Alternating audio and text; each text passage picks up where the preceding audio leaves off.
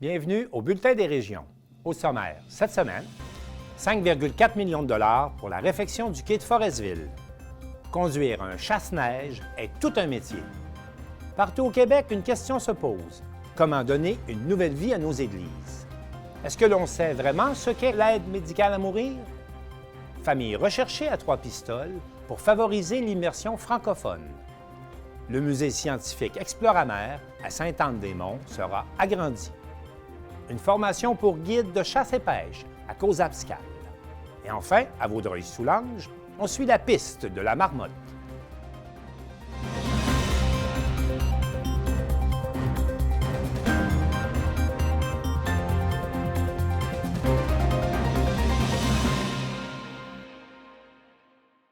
Le Bulletin des régions est réalisé hebdomadairement grâce à la collaboration de quelques 20 télévisions communautaires autonomes associées à Cogeco.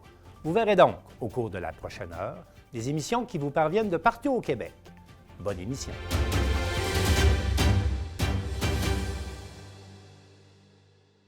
Québec octroie la somme de 5,4 millions pour la réfection du quai de Forestville. On écoute un reportage de Joanie Gaudreault de la Télévision du Littoral.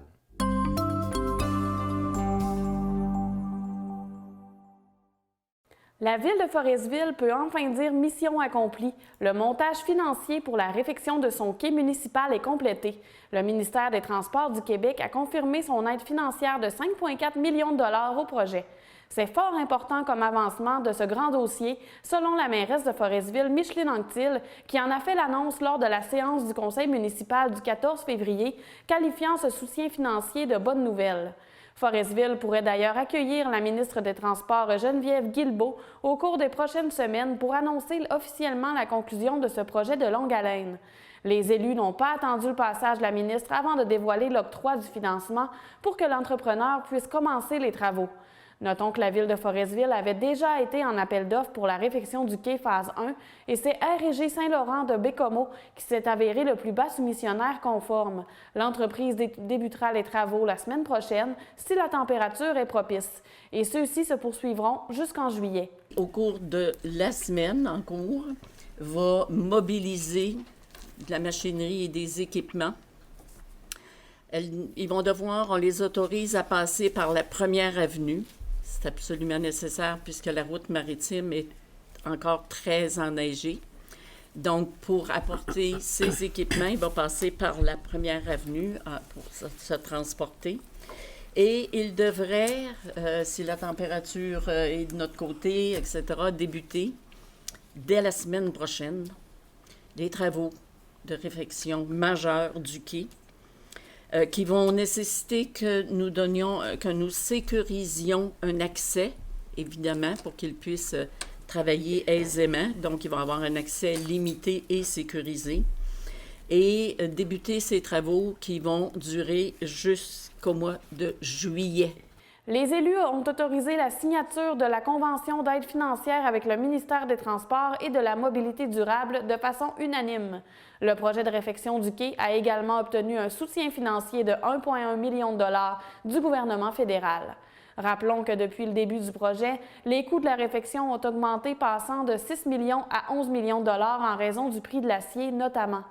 La réfection du quai comporte la construction d'un mur rideau attaché à de nouveaux blocs d'ancrage, la réfection du tablier et le recouvrement en gravier d'une portion de l'infrastructure.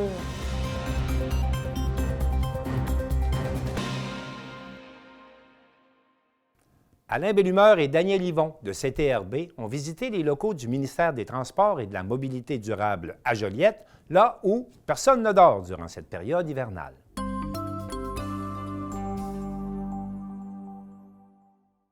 Beau temps, mauvais temps, les équipes de voirie du ministère des Transports et de la Mobilité durable du Québec s'activent.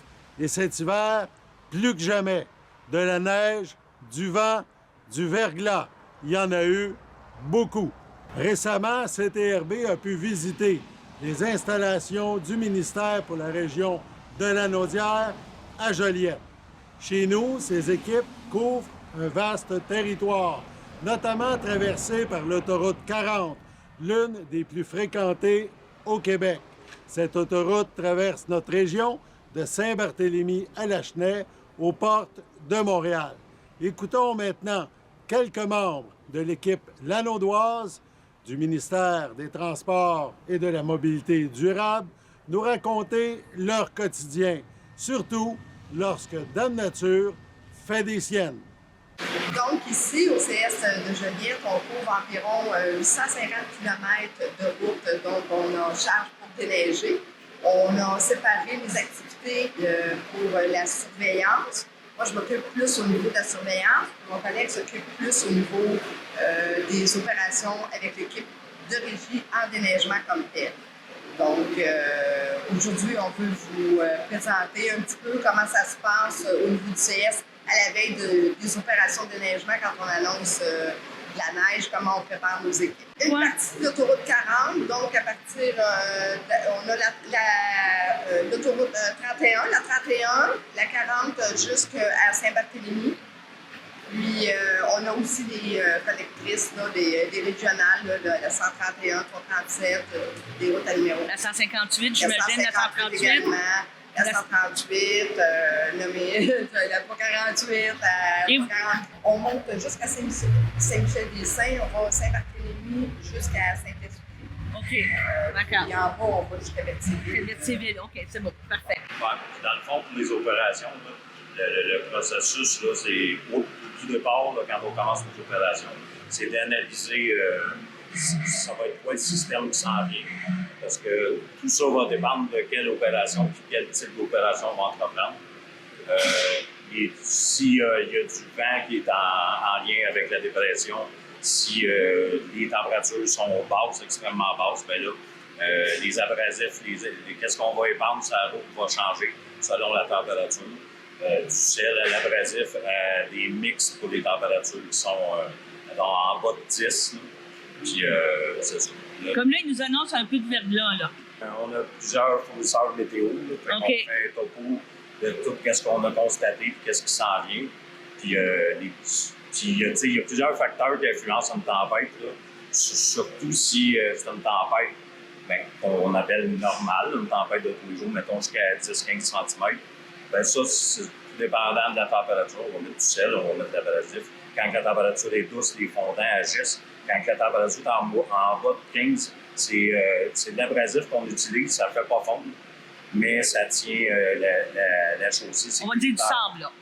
Ben non, c'est de la petite pierre. La petite pierre, OK. De la petite pierre. Nous autres, sur nos circuits au sud, on ne met pas, c'est on ne met pas d'abrasif. De sable. OK. C'est ça, question, c'est plus environnemental aujourd'hui. L'environnement, vous tenez compte plus de moins de pollution, essayer de mettre de moins de produits chimiques. Oui, le moins possible de sel, si on est capable. Par contre, quand les températures sont douces, l'abrasif n'a pas sa place. Là, on a d'autres choix. Là. Éventuellement, ça s'en vient. Là, ça va être l'abrasif qui va être traité, puis du sel traité au chlorure de sodium. Mais c'est ça.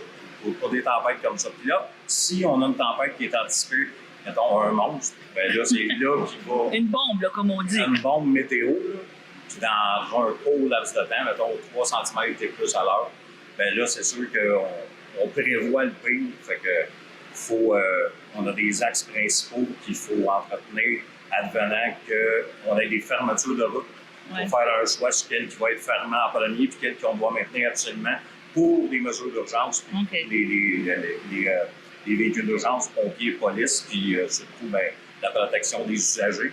Un exemple, comme nous autres, le tronçon de l'autoroute 40 à partir de la Valtrie jusqu'à la halte routière Pointe-du-Jour, ce secteur-là est névralgique, il faut le garder toujours en fonction.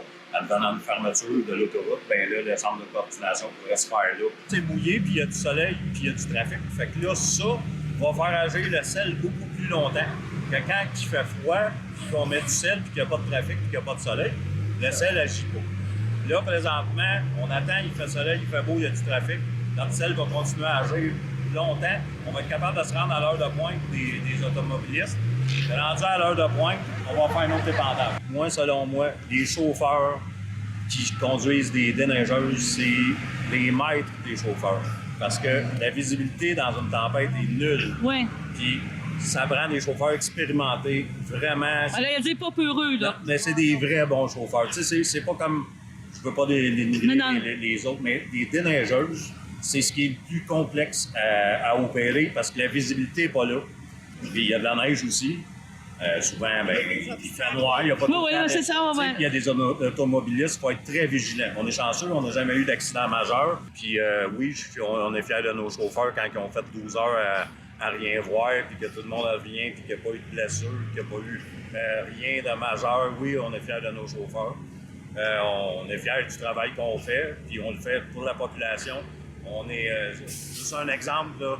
Pendant les fêtes, on était tous ici avec le chef de service par intérim. Donc, la réalité des familles, tant qu'à finir avec ça, qu'est-ce qu'ils disent? Ils avaient beaucoup de sport, les familles sont fiers. C'est un sacrifice à faire parce qu'un déneigeur, il n'est jamais à la maison tout l'hiver. Puis quand il revient, il dort. C'est sûr que nos familles font des sacrifices, mais c'est le sacrifice à faire pour le travail. On n'a pas le choix de le faire.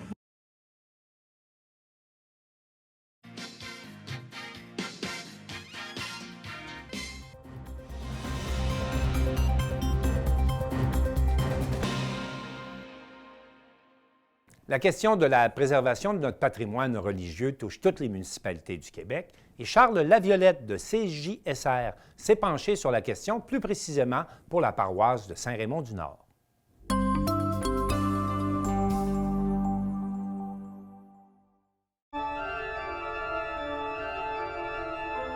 Avec la baisse marquée du nombre de fidèles et les multiples scandales qui plombent sa réputation et ses finances, l'Église québécoise est à un tournant. Dans Portneuf, il y a actuellement 3 paroisses qui se séparent le territoire. On est en droit de se demander qu'est-ce qui va se passer avec les églises de la région, alors que plusieurs sont classées patrimoniales. Les intervenants consultés parlent d'un véritable raz-de-marée qui s'apprête à déferler sur le Québec, alors que plusieurs communautés n'auront pas le choix de se départir de leurs églises pour améliorer leur santé financière et poursuivre leur mission. Nous débutons aujourd'hui une série de 3 reportages autour de cette question. La paroisse Saint-Raymond-du-Nord a été créée en 2018 et regroupe les communautés de Rivière-à-Pierre, Sainte-Christine, Saint-Léonard et Saint-Raymond. Nous avons rencontré son directeur, Eddie Allain. La problématique que les églises se vident, c'est date pas d'hier. Ça fait très longtemps. On s'en rend pas compte parce que c'est une personne de moins, tranquillement, qui n'est plus là, mais ça diminue. Les municipalités de Sainte-Christine d'Auvergne ont démontré son intérêt à faire l'acquisition d'églises. Si on vend l'église de Sainte-Christine, l'entente qu'il y aura avec la municipalité, c'est que les messes vont continuer à se faire dans la sacristie. Et il y a eu des approches aussi avec la municipalité de Saint-Léonard qui a montré aussi un intérêt. Saint-Léonard, c'est une question plus en 3 ans que ça va se discuter, mais 2 à 3 ans. Mais la Ville est en train d'étudier et faire des analyses financières. La Ville de Saint-Raymond proposait de porter acquéreur pour à peu près une somme symbolique de très peu d'argent. Mais en échange, il permettait de continuer d'utiliser l'Église telle qu'elle est là pour 10 ans, puis même plus longtemps. Là. Un peu comme l'exemple de la ville de Neuville a fait avec son Église. Et Rivière-à-Pierre, l'hiver, l'Église est fermée, puis les célébrations ont lieu dans la salle municipale. Donc, il y aurait une négociation pour qu'on pourrait peut-être continuer à le faire à l'année, parce que l'idée, c'est de fermer l'Église de Rivière-à-Pierre. Le presbytère de Rivière-à-Pierre, on est en train de trouver des solutions pour s'en départir, le vendre.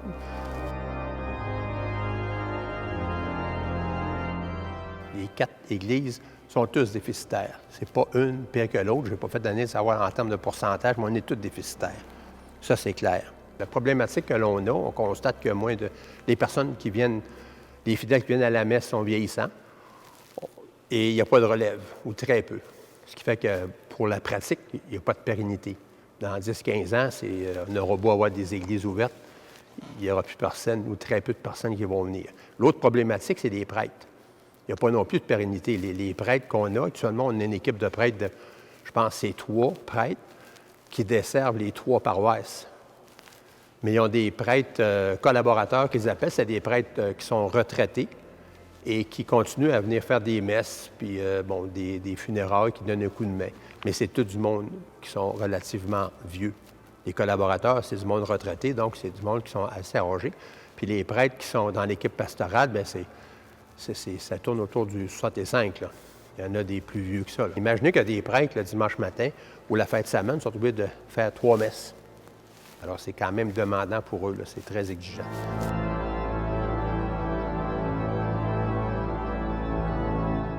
Alors, si on fait un retrait stratégique là, rapidement, on a des fonds, il y a beaucoup d'argent en banque, on est capable de continuer à fonctionner. Si on n'a plus de coûts reliés aux immeubles, on peut continuer à penser à offrir la mission.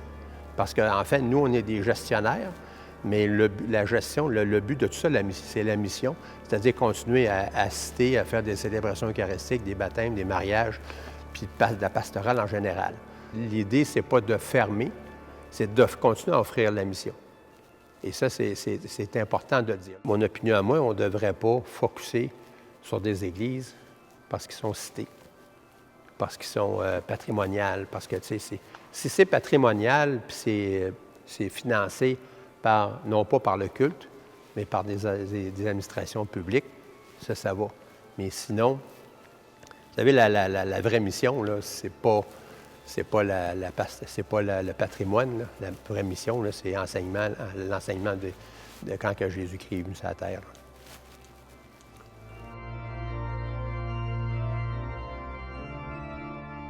À Sainte-Christine, on nous parle d'une quinzaine de personnes, une trentaine à Saint-Honoré de Portneuf. Et à Rivière-à-Pierre, ça doit tourner autour de 25, 30, là, maximum. Là. Ici, il y a plus de gens, bien sûr, parce qu'il y a quand même un bassin de population, il y a 10 000 habitants à Saint-Raymond, plus que 10 000, ce qui fait qu'il y a peut-être au-dessus de 100, 125 personnes. L'idée, c'est aussi de peut-être continuer à offrir des services à Sainte-Christine, puis ailleurs, mais pas à la semaine. Ça pourrait être aux 2 semaines, ça pourrait être une fois par mois.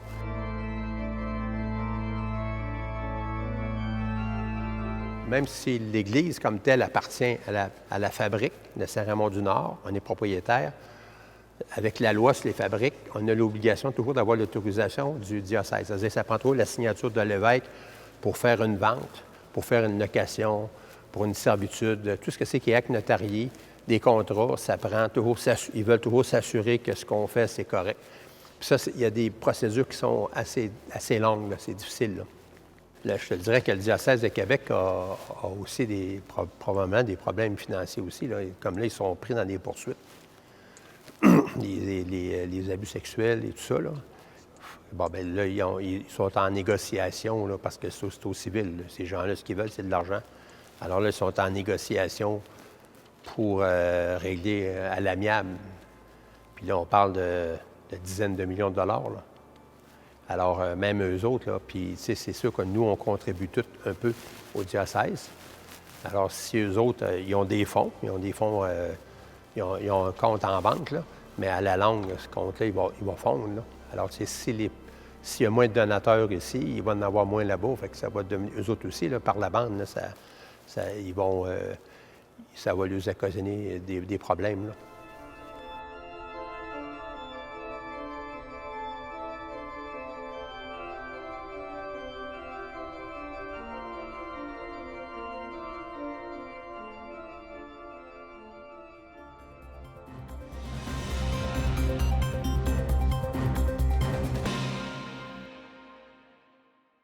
On estime au Québec que 7 des quelques 70 000 décès annuels sont provoqués par des soins d'assistance en fin de vie et la journaliste Sylvana Suarez s'est entretenue sur ce sujet avec le docteur Michel Bureau, qui est le président de la Commission sur les soins de fin de vie du gouvernement du Québec.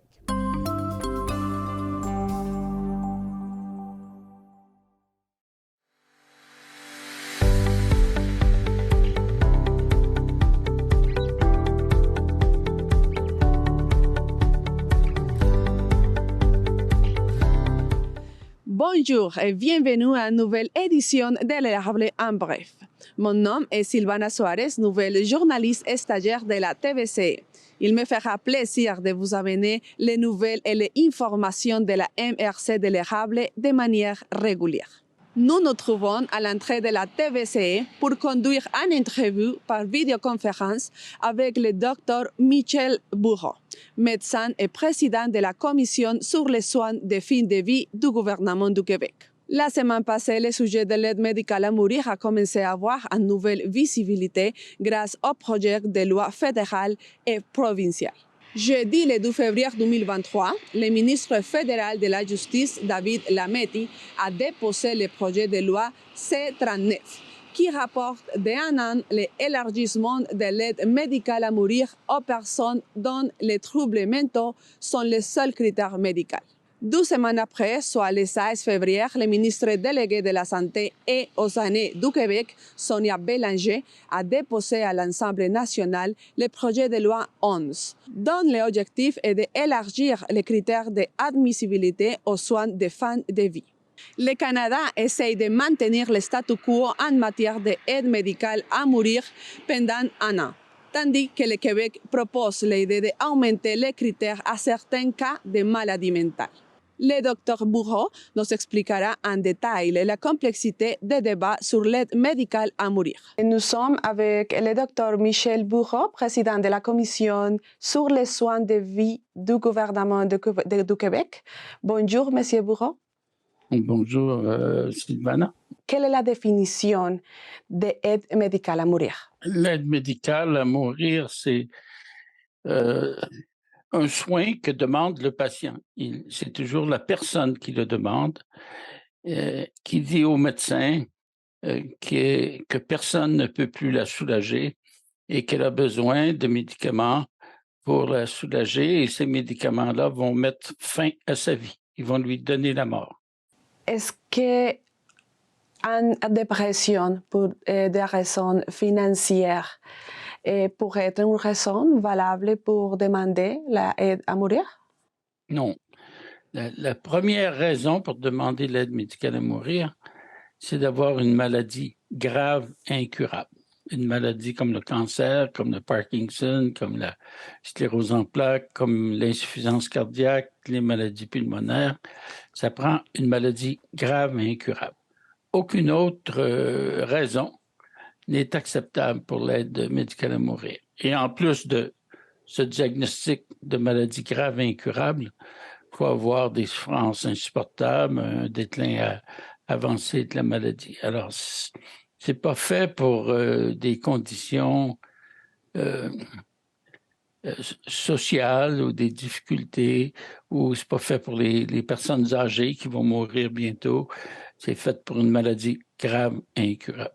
Et en termes de pourcentage, M. Bourreau, quelle est la proportion de décès produits par l'aide médicale à mourir à Québec? Le chiffre est 7 %. Il meurt au Québec chaque année 70 000 personnes à peu près, et 7 % de ceux-ci vont décéder dans des grandes souffrances et vont demander l'aide médicale à mourir, et le médecin va leur donner. Alors, c'est donc 7 % de tous les Québécois. Est-ce que vous pouvez nous dire s'il y a une augmentation, quelle augmentation a eu les décès pour l'aide médicale à mourir dans les dernières années, s'il vous plaît? Oui, l'augmentation l'année dernière était de 50 %. Cette année, elle s'annonce pour être un peu moins de 50 %, mais elle est considérable aussi. Ce sera probablement 35-40 %. Et à toutes les années, l'augmentation a eu lieu depuis que la loi est en place, et c'est des augmentations en moyenne de 25 % par année. Quelles sont les raisons les plus fréquentes pour qu'une personne décide de mettre fin à sa vie avec l'aide médicale? La raison, c'est la souffrance. C'est la souffrance chez des personnes qui ont une maladie grave, incurable. Il faut être majeur pour demander l'aide médicale à mourir. Et il faut être apte. Il faut que ces personnes-là soient capables de décider par eux-mêmes, soient bien conscientes, connaissent bien la maladie et qui ont des souffrances et un déclin avancé de leur maladie. D'habitude, ces personnes-là sont à 3 à 6 mois de la mort prévisible. Alors, c'est surtout le cancer. Mais tout de suite après, c'est les maladies neurologiques. Parkinson, la maladie de Lou Gehrig, la sclérose en plaques, ce genre de maladies compte pour un peu moins de 10 % des aides médicales à mourir. Puis le groupe le plus nombreux, c'est ceux qui sont atteints de cancer, et ils font plus de 70 % des demandes. Monsieur Bourreau, avant d'aborder le sujet des maladies mentales et l'aide médicale à mourir, est-ce que vous pouvez nous expliquer qu'est-ce que c'est une maladie mentale? Et en gros, quels sont les différents types de maladies mentales qu'il y a? Les maladies mentales, c'est les dépressions, les schizophrénies,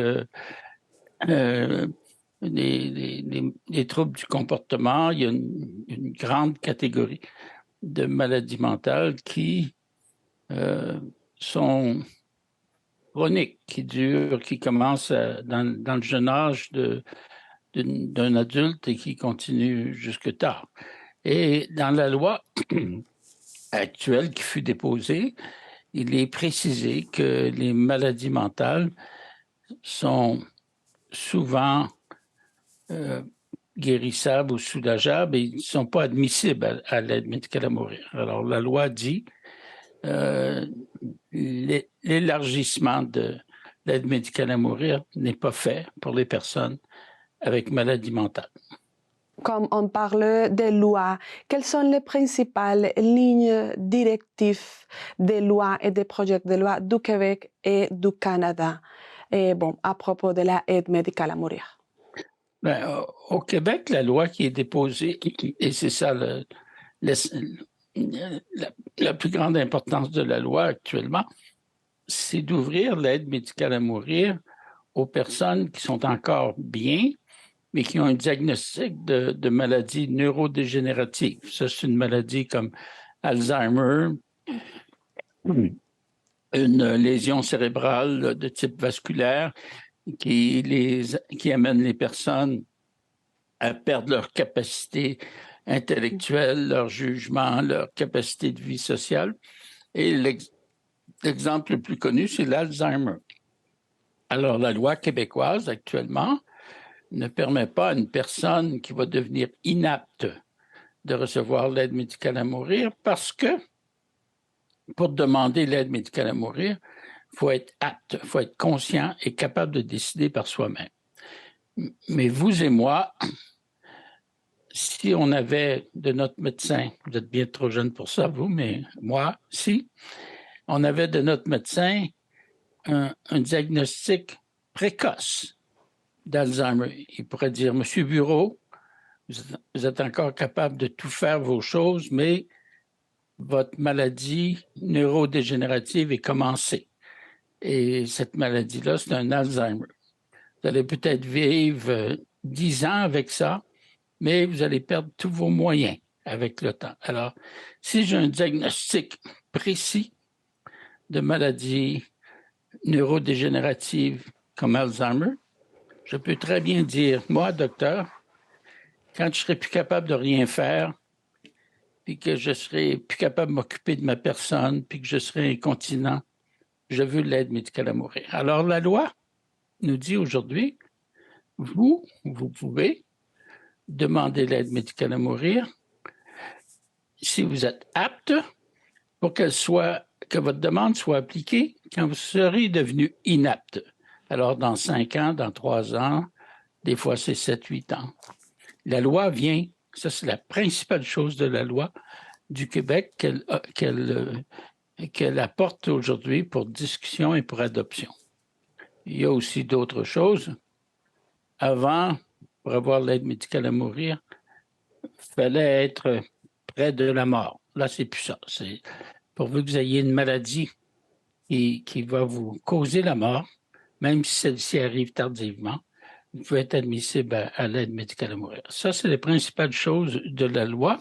Et quelles sont les différences et les coïncidences entre la vision d'Ottawa et de Québec par rapport aux maladies mentales et de l'aide à mourir? Au Québec, la société n'est pas prête à donner l'aide médicale à mourir à quelqu'un qui a un trouble mental.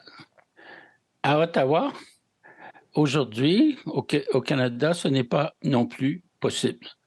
Cependant, dans la loi canadienne, il est prévu que dans 1 an, on pourra ouvrir l'aide médicale à mourir pour les personnes avec troubles mentaux. Ceci avait été décidé il y a 2 ans et récemment, le gouvernement fédéral a dit, et c'est la loi du Code criminel qui le dit, les Canadiens ne sont pas prêts à ça. Alors, reportons le sujet d'1 an.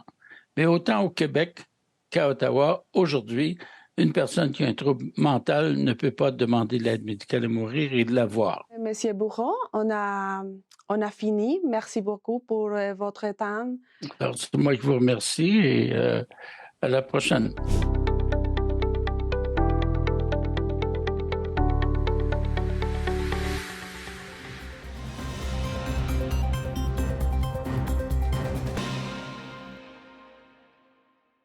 À Trois-Pistoles, le recrutement de familles d'accueil pour favoriser l'immersion francophone bat son plein et l'équipe de TBCH nous a préparé un reportage.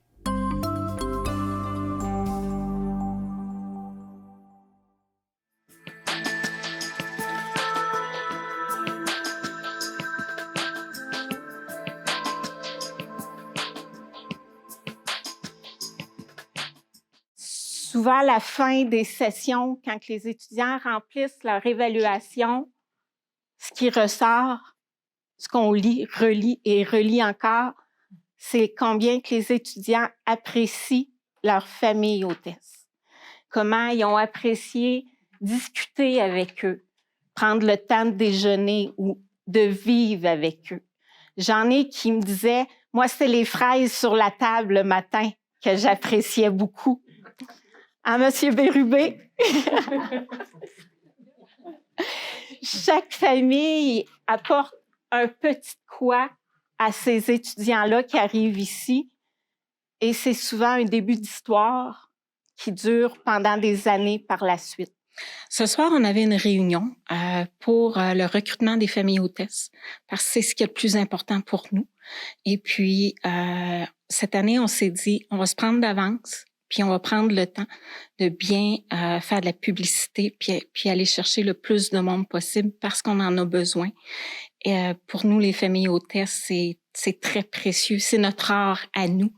Alors, la réunion de ce soir, c'était pour recruter les familles et aussi nos anciennes familles qui sont avec nous depuis plusieurs années, de les garder au courant pour créer un lien avec eux, une continuité dans le temps. C'est pas juste on est avec vous pendant l'été, puis après ça, bon, on vous reparle plus, on vous revoit plus.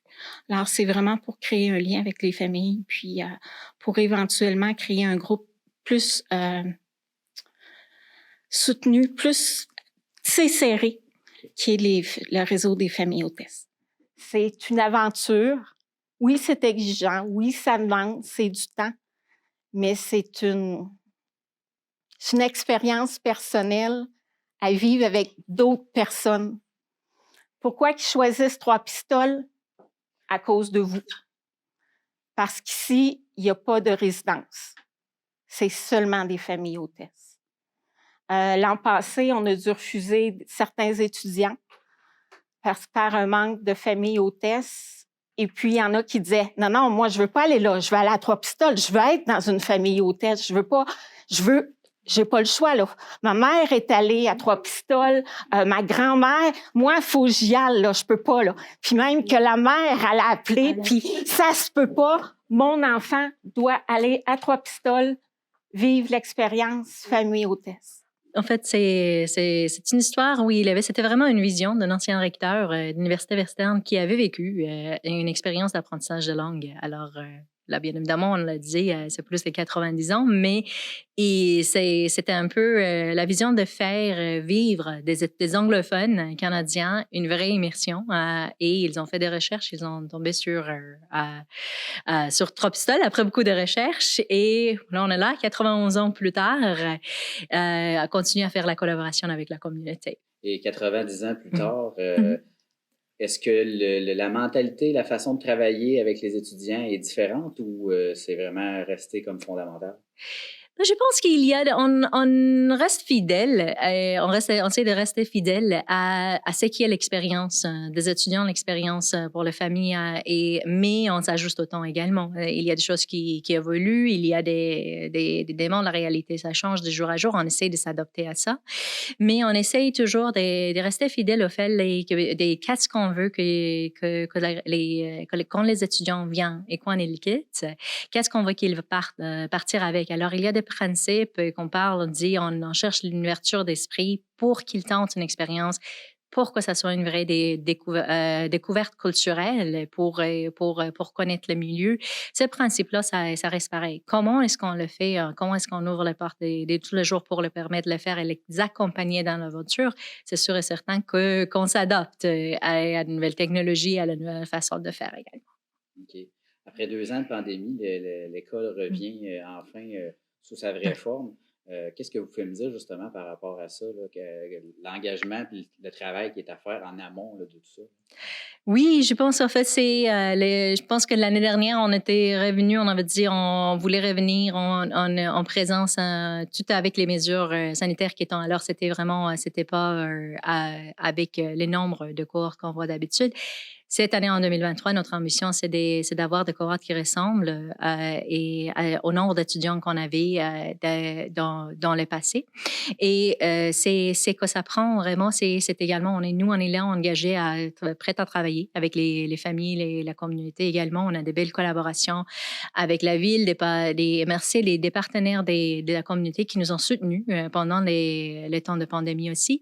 Mais ça prend également un engagement de la part de la population. On a besoin de familles hôtesses, c'est très important, c'est une partie intégrale, primordiale. C'est une raison qui fait venir et revenir nos participants parce qu'ils tissent des liens avec la population et ils savent que c'est une expérience qu'ils peuvent vivre, qui donne des éléments supplémentaires à leur expérience. C'est pas juste ce qu'on apprend dans la salle. Et sinon, si un professeur qui veut dire, je suis attaché à l'enseignement, c'est important, mais ce qu'ils vivent, c'est autre chose. Ils découvrent qu'est-ce que ça donne de vivre dans une famille québécoise.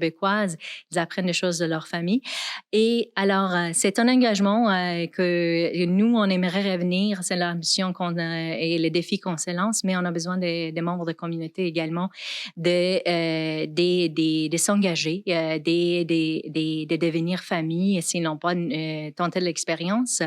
On est au bout de fil. Passez-nous un coup de fil, on va en parler, voir quelle est l'expérience, est-ce que ça pourrait vous tenter. Et aux familles parce qu'il y avait aussi des familles qui voulaient prendre une pause, ça se comprend. On n'avait pas vu nos familles qui, pendant des années, qui voulaient prendre des pauses, qui avaient des visites. Ça les tente de revenir. On les attend. Hein. Alors, c'est un engagement de deux côtés. Pour le moment, la plupart des gens ont reçu la carte qui a été par la poste. On y retrouve mon adresse courriel accueil 3P. Alors, les gens peuvent communiquer avec moi le jour, sans problème, ou la fin de semaine. Parfois, les gens travaillent par courriel ou par téléphone. On se donne un rendez-vous. On s'ajuste. Je m'ajuste beaucoup aux gens et à leur horaire, leur flexibilité. On continue. On a des familles présentement. On va continuer à aller chercher des familles jusqu'en mars pour savoir. Parce qu'il faut être capable de dire combien d'étudiants qu'on reçoit. Alors, jusqu'à la mi-mars, sans problème. Et puis, après ça, on s'ajuste. Mais je vous dirais quasiment jusqu'à la fin, notre préférence, là, avant la mi-mars, de pouvoir nous dire s'ils sont prêts ou non à accueillir des étudiants. Bonne saison. Merci.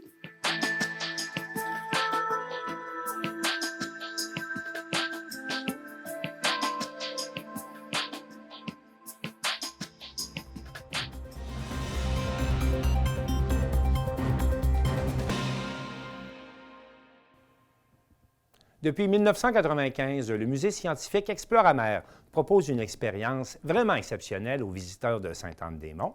Et cette expérience sera bonifiée, le musée sera agrandi en 2023. Et Marie-Claire Roy de la télévision de la Haute-Gaspésie en parle avec Sandra Gauthier, directrice générale d'Exploramer.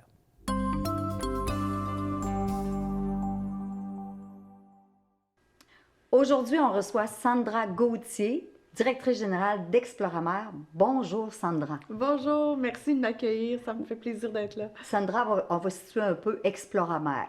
Oui, bien, un musée sur les sciences océanographiques situé sur le quai de Sainte-Anne-des-Monts, en Haute-Gaspésie. C'est un endroit magnifique, justement, pour avoir un centre comme celui-là. Si les gens ne le connaissent pas, ils vont apprendre à le connaître un peu aujourd'hui. Puis, moi, je voudrais qu'on parle surtout des nouveautés qui s'en viennent bientôt au Centre Exploramer. Oui, bien, écoutez, on est un musée de sciences qui traite d'océanographie et de biodiversité marine du Saint-Laurent.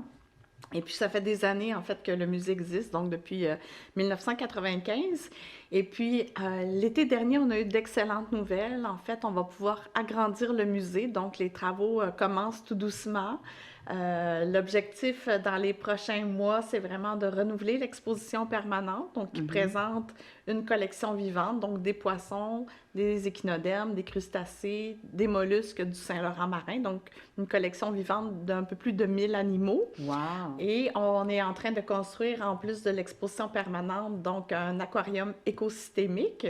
Et puis, parallèlement à ça, on construit également un pavillon qui va être le pavillon des requins du Saint-Laurent. Donc, les gens commencent à découvrir qu'on a des requins dans le Saint-Laurent.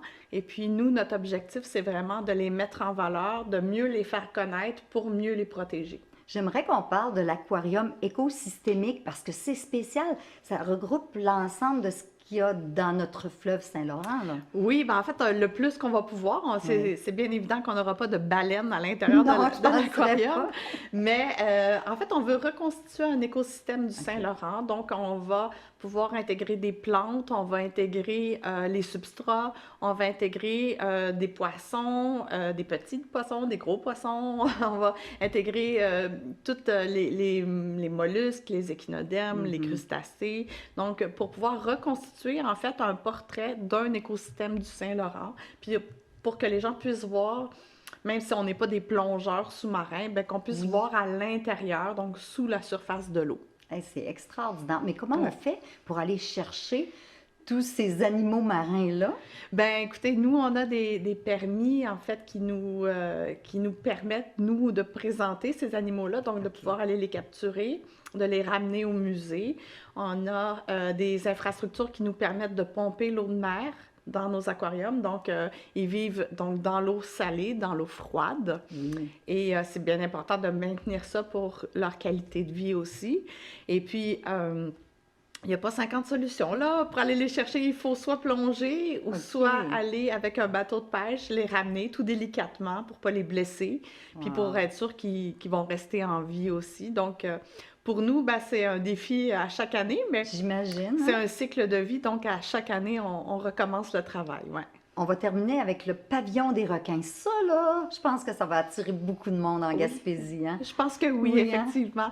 En fait, le pavillon des requins va venir quasi doubler la superficie du musée actuel. Donc, à l'intérieur du pavillon, on va avoir un bassin avec des petits requins. Donc, un requin qu'on a dans le Saint-Laurent qui s'appelle l'aiguillat commun, qu'on va conserver en captivité à l'intérieur du bassin. Et pour tous les autres requins qu'on ne gardera pas en captivité, bien, on fait appel à Moment Factory, qui est une firme qui organise des spectacles numériques, qui est en train de préparer, en fait, cette exposition-là.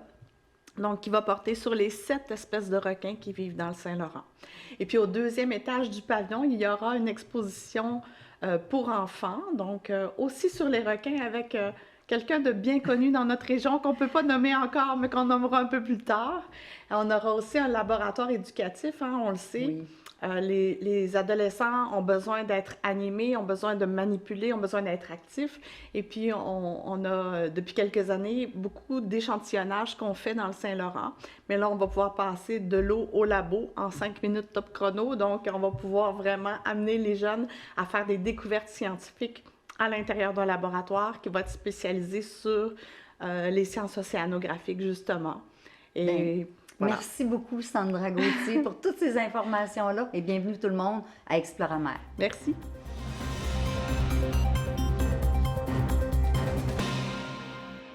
Si devenir guide de chasse et pêche vous intéresse, ce reportage de Marc Baudouin de la télévision de la Matapédia sera certainement vous intéresser.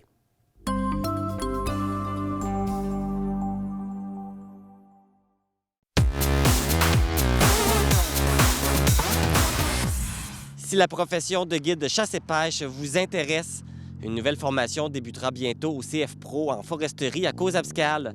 Pour en savoir plus, je vais aller à la rencontre du gestionnaire du projet, Sébastien Jean. Suivez-moi. Sébastien, bonjour. Bonjour. On parle de la nouvelle formation de guide de chasse et pêche. En quoi ça consiste et c'est quoi l'objectif? Bien, la nouvelle formation qu'on met en place ici, c'est un AEP, c'est une attestation d'études professionnelles. Donc, ça consiste à former des professionnels dans le domaine du guide chasse et pêche. Donc, l'objectif est de répondre à une grande pénurie de main-d'œuvre dans ce secteur-là.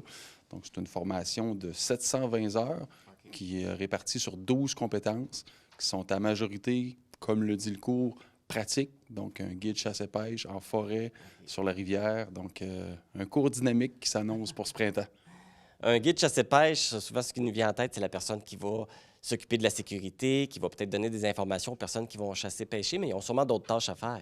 C'est sûr que la personne qui a ce rôle-là travaille souvent pour des pourvoiries, des EC, des CEPAC. Donc, l'objectif est de préparer des séjours de chasse, de pêche. Donc, ça va de s'assurer que les embarcations soient prêtes, s'assurer que le voyage se passe bien.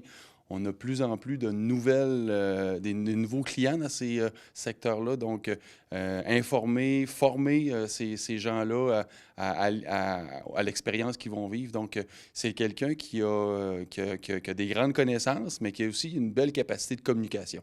Souvent, c'est effectivement les compétences qu'on doit avoir là. Et là, tu parlais aussi que ça vient d'un besoin. C'est sûr que la formation a été construite. On a une grosse pénurie ici dans la région aussi également. Tout à fait. Les entreprises de la région ont besoin de ce genre de personnes-là parce qu'effectivement, la demande grandissante, les gens ont besoin, on dirait que depuis les quelques mois de pandémie, les gens ont besoin de se ressourcer, de revivre la forêt, donc de vivre de la nature. Et les entreprises qui offrent des forfaits dans ces secteurs-là ont besoin de gens pour accompagner. Les gens qui étaient là-dedans sont soit vieillissants, soit à la retraite. Donc, on a besoin d'un nouveau souffle, là, de nouvelles personnes dans ces fonctions-là. Tu nous as parlé un petit peu, mais en quoi ça consiste le cours exactement? Là, je sais que c'est 720 heures, tu m'as dit, c'est plus du pratique, mais quelqu'un qui fait le cours, là, il s'attend à quoi? Qu'est-ce qu'il va faire? Bien, ces 12 compétences sont axées vraiment sur guider des activités de chasse et de pêche. Les espèces qui seront touchées dans cette formation-là, dans la Matapédia, c'est bien sûr l'ours, ça va être la pêche en lac, ça va être la pêche au saumon, ça va être le chevreuil, ça va être l'orignal. Donc, on va couvrir à partir du mois d'avril jusqu'à la fin octobre toutes ces espèces-là, toutes ces activités-là. Donc, les personnes qui vont s'inscrire vont aller dans des pourvoiries, vont aller dans des ex, vont accompagner des guides actuels, vont voir à préparer des séjours, préparer des miradors. Donc, vont vraiment vivre les activités de A à Z. Et après cette année-là, n'auront pas des années d'expérience, mais on va avoir les compétences de base pour offrir un service intéressant à la clientèle. Et puis, qu'est-ce que ça prend? Est-ce que c'est n'importe qui peut s'inscrire à ce cours-là ou on doit avoir déjà des prérequis? Les préalables sont de très bas niveau. Ça prend un secondaire 3 ou un test général de classement. Mais surtout, ce que je vous dirais, ça prend des passionnés. C'est ça qui va faire la différence. Des gens qui sont passionnés par la nature, passionnés par ces activités-là, puis qui ont le goût de le communiquer aussi. Les gens qui paient des forfaits pour aller dans ces entreprises-là, que ce soit des CEPAC ou des pourvoiries, ils veulent vivre une expérience. Donc, le guide est là pour faire le lien entre la nature et la personne, pour s'assurer effectivement qu'il se passe de belles choses, de belles expériences, ça reste gravé dans la mémoire des gens là, pendant plusieurs années. Fait que là, les gens qui vont suivre le cours, quand ils vont sortir, ils ont un diplôme entre les mains. C'est la grosse différence que l'expression populaire disait apprendre sur le tas. Mais ici, c'est la grosse différence, c'est que les gens vont avoir un diplôme du ministère de l'Éducation qui, à la grandeur de la province, vont pouvoir prouver qu'ils ont fait des compétences pour devenir guide chasse et pêche. Là, on parlait des pourvoiries, mais est-ce qu'il y a d'autres employeurs là, qui peuvent les embaucher? Bien, j'ai pas les chiffres précis là, du nombre, de la quantité au Québec, mais tout ce qui s'appelle ZEC, tout ce qui s'appelle pourvoirie, tout ce qui s'appelle CEPAC, tout ce qui s'appelle activité de plein air qui accueille des personnes pour aller leur présenter la forêt et tout ça, ils ont tous besoin de ce type de personnes-là, de guides et de chasse et pêche. Nous, on l'a adapté à la situation matapédienne. On est allé dans des espèces qu'on connaissait bien, qui sont dans notre environnement, mais ces gens-là peuvent travailler un peu partout, là, je vous dirais en Amérique du Nord. Là. Donc, les opportunités sont grandes après la formation. Tout à fait. Les employeurs, là, pour avoir parlé à certains personnellement, ont des besoins très criants. Et la formation devait partir l'année dernière. ça n'a pas été le cas parce qu'il n'y avait pas assez d'étudiants. Ça vous prend combien d'étudiants, justement, pour que le cours puisse démarrer? Le chiffre magique est 6. C'est sûr qu'on aimerait ça d'en avoir un petit peu plus parce que des fois, les gens essaient puis finalement, ça ne répond pas à leurs besoins. Donc, 6 est le chiffre magique. C'est ce qu'on essaie d'avoir. Actuellement, on est à 2 inscriptions. Donc, l'année passée, tu l'as mentionné, on était à 1 ou 2 inscriptions de démarrer. Donc, cette année, on est confiant. Je pense que c'est encore plus évident. Les besoins sont là. Puis, je pense que c'est un beau métier. Je pense que c'est un métier intéressant, le fun. Et présentement, on peut quasiment travailler à l'année là-dedans, là, si on fait le tour de toutes les espèces. Fait que je pense que ça peut être, pour les gens intéressés, ça peut vraiment être une profession intéressante. Bien, si on aime la chasse, la pêche et surtout le plein air, c'est un emploi gagnant. C'est un emploi de rêve même, je vous dirais, là, pour ceux qui tripent de ces activités-là. Effectivement, c'est un emploi de rêve parce que c'est du renouveau avec chaque client, c'est des expériences nouvelles. Il n'y a pas une journée qui va se passer de la même façon. Tu vis avec Dame Nature. Donc, oui, effectivement, ça peut être très stimulant. Et un autre avantage de suivre cette formation-là, c'est qu'il n'y a pas de frais pour la suivre?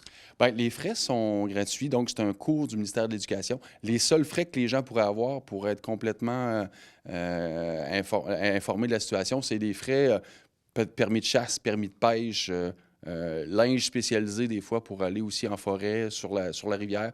Donc, c'est les seuls frais qui sont prévus dans la formation. Sinon, pour l'inscription, c'est gratuit. Et puis, la formation est gratuite parce que le cours est reconnu par le ministère. Tout à fait. C'est en plein le cas. C'est une attestation d'études professionnelles. Donc, ce contexte-là nous permet effectivement de payer les enseignants et tout ça avec le ministère de l'Éducation. Donc, la formation est gratuite pour les gens intéressés. Là, le cours, il commence en avril? Oui, le 17 avril prochain. Donc, pour ceux qui aimeraient s'inscrire, je vous invite à regarder le site Internet du CF Pro. Donc, vous pouvez vous inscrire directement là. Mon nom est Sébastien Jean aussi. En faisant une petite recherche Google, là, vous pourrez trouver ça facilement. Voilà. Et puis, ça se termine au mois d'octobre? Oui, ça se termine au mois d'octobre, 720 heures. Une petite pause durant l'été d'environ 2 semaines pour recharger les batteries. Puis, on finit ça à la fin octobre. Bon. Bien, merci beaucoup, Sébastien, et on vous souhaite un bon succès avec la formation. Puis on espère que les gens vont s'inscrire. Bien, merci beaucoup à vous, au plaisir. Si vous avez envie d'effectuer la formation guide de chasse et pêche, vous avez jusqu'au 31 mars pour vous inscrire. Et pour toute information, vous pouvez contacter Sébastien Jean par téléphone au 1-800-665-2367, poste 6505, ou par courriel à sejean@cssmm.gouv.qc.ca. Bonne formation!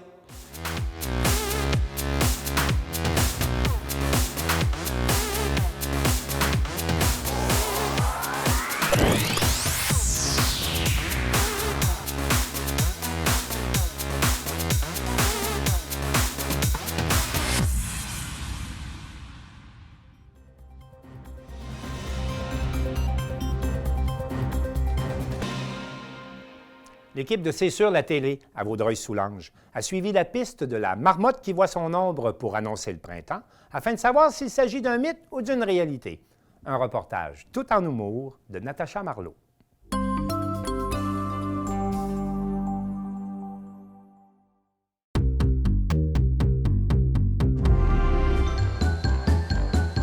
Ce 2 février, C'est sur la télé s'est lancé sur les pistes de la marmotte de Vaudreuil-Soulanges. A-t-elle bel et bien vu son ombre? Aurons-nous un printemps tardif ou hâtif? Moi, je l'ai vue, mais elle n'a pas sorti beaucoup parce que quand elle est sortie, vous savez, une marmotte, comment ça fonctionne? Elle sort, elle dort, tout l'hiver, elle dort. Mais il arrive à un moment donné, elle pense que l'hiver est fini, fait qu'elle sort juste le bout du nez, le bout des dents, si vous voulez, et puis elle regarde si elle voit ou non son ombre. Si elle voit son ombre, on est pour 6 semaines de prolongation de l'hiver, puis attachez votre tuque.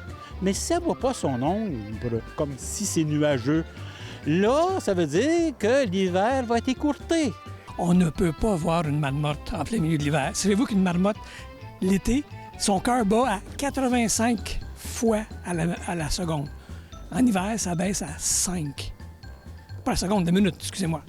Alors, il ne peut pas bouger l'hiver. Une marmotte, ça ne sort pas l'hiver. C'est un mythe. Martin, est-ce que tu as déjà vu une marmotte? Quand j'étais bien jeune, peut-être que j'en ai vu une à côté en dessous de cette maison-là, ici, de cette cabane-là. Ça, c'était mon terrain de sable. Bien, c'est sûr que le mythe de la marmotte de la maison Félix-Leclerc, c'est vrai. J'étais là, j'ai filmé la marmotte avec notre spécialiste Robert Payan, notre grand sceptique André Desrochers. Il y a même Martin Leclerc, de fils de Félix, qui nous a même raconté que où est-ce qu'il y a le spot à la marmotte, c'est là qu'il jouait avec son carré de sable quand il était jeune. La marmotte, là, hein? Fleurette. C'est-tu comme ça qu'elle s'appelle? C'est Fleurette. Ben oui. C'est Fleurette? Fleurette, la marmotte. Il y avait une Fleurette aussi à la maison Félix-Leclerc? Ouais, apparemment, il y avait une Fleurette à la maison Félix-Leclerc, oui. Mais Fleurette, qui était ici la madame de ménage du temps de Martin et de Félix, a dit qu'elle avait vu le sortir la marmotte. Une marmotte, peut-être un peu plus tard, je me souviens, j'en ai peut-être vu une qui logeait en dessous de cette... Mais là, on va-tu voir où est son trou? On y va. OK. On est parti.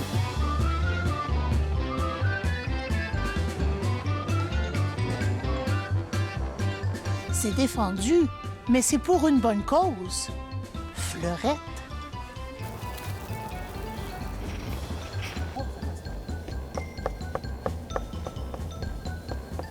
Oh! Je pense qu'elle est sortie. Elle a vu son ombre.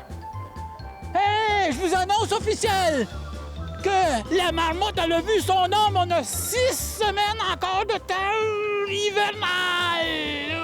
Et dans Vaudreuil-Soulanges, c'est confirmé, elle a bel et bien vu son ombre. Elle a vu son ombre, malheureusement, alors l'hiver sera interminable. Bonne chance. Soyez courageux, Vaudreuil-Soulangeois. On a besoin d'un sifflet, ça siffle. Le connaissez-vous, vous, le son de la marmotte? Non. C'est pas le diable. C'est faux.